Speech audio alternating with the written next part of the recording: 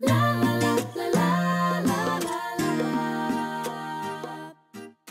and welcome to Elizabeth's Craft Room.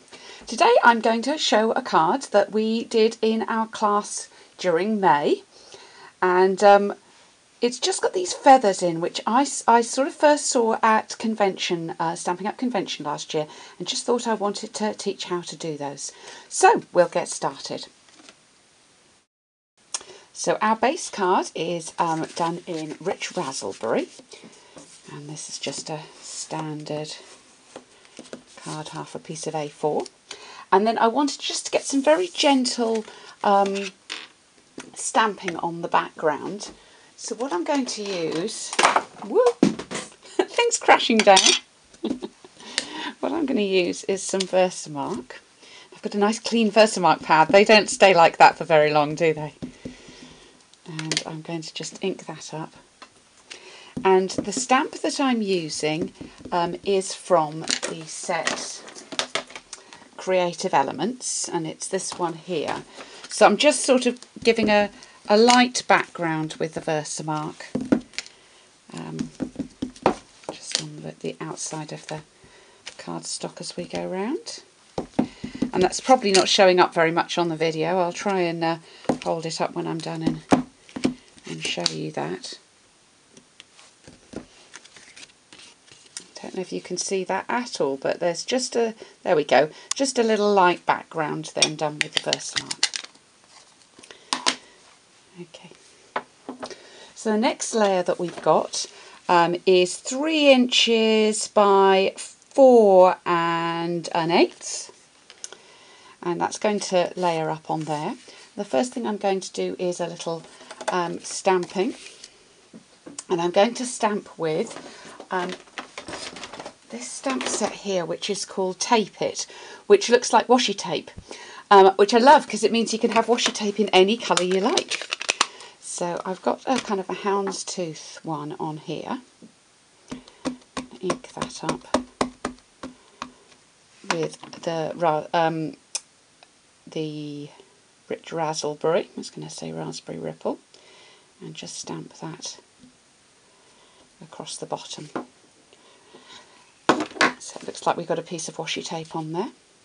The next thing I'm going to put on is the ribbon, and again in the rich raspberry, I'm just going to take a little piece here.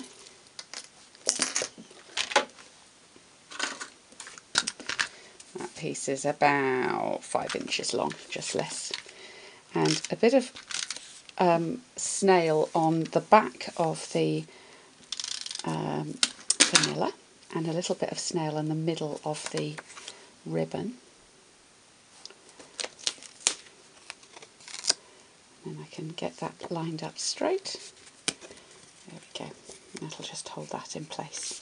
So that's going to be my next layer on there. And I'm going to pop that on with a little bit of Tombow.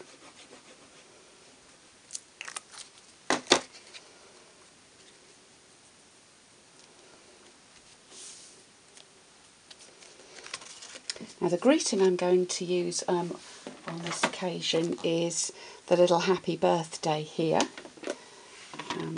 Now we do have a framelit. That's Itty Bitty Banners is the name of the stamp set, and we do have a framelit that would cut this out.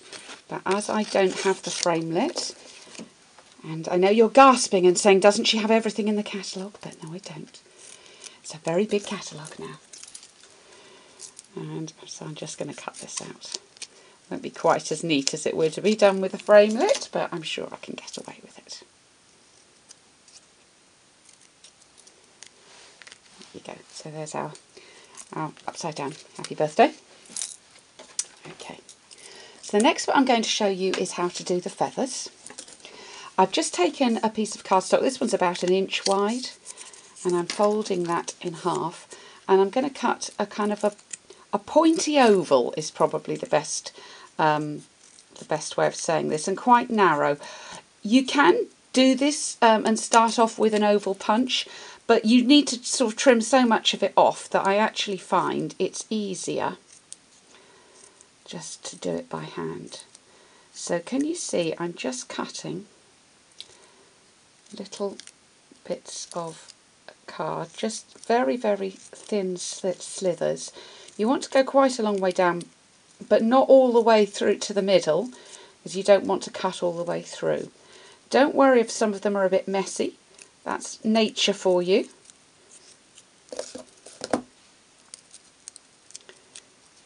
And there's the feather. Isn't that easy?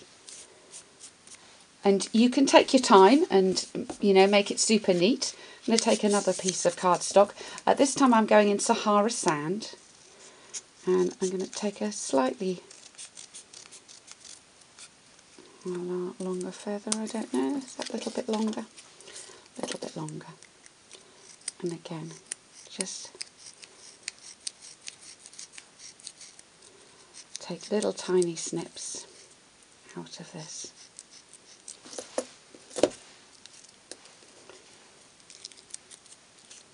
we go. Now with the Sahara Sand one, I'm just going to take some Sahara Sand ink and a sponge and just sand the edge of those a little bit. You could do that with the raspberry as well, but I'm just going to do it with this one. You see, it just gives it again a little bit more dimension. And then I'm going to pop those on. I'm going to glue these into place. Just a little bit of glue down the back. You don't want to glue them all the way across because you actually want those feathers to lift a little bit. So just down at the bottom, just putting a little bit of Tombow. That's probably 3 times as much as I need. Less is more with Tombow. Let's ruffle those feathers up just a little bit. I'm going to take some dimensionals to put my greeting on.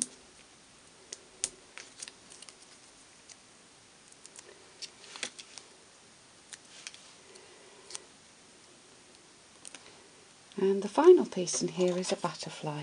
Now this butterfly image comes from Creative Elements, which is what we did the background in.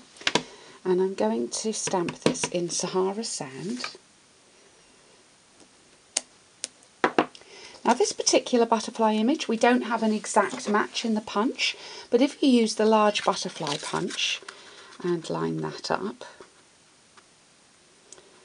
you can get a fairly close match. There we go. And then you can see I've got a few little white bits around the edge, so if you just take your sponge and sponge around the edge, then you would never know that that wasn't quite a match, would you? So this one now, I'm going to again take a little bit of dimensional and pop that on the back. Just putting it on half the butterfly so that it will fly off the page like that. And then I'm going to take, just to finish it, a little rhinestone for the middle.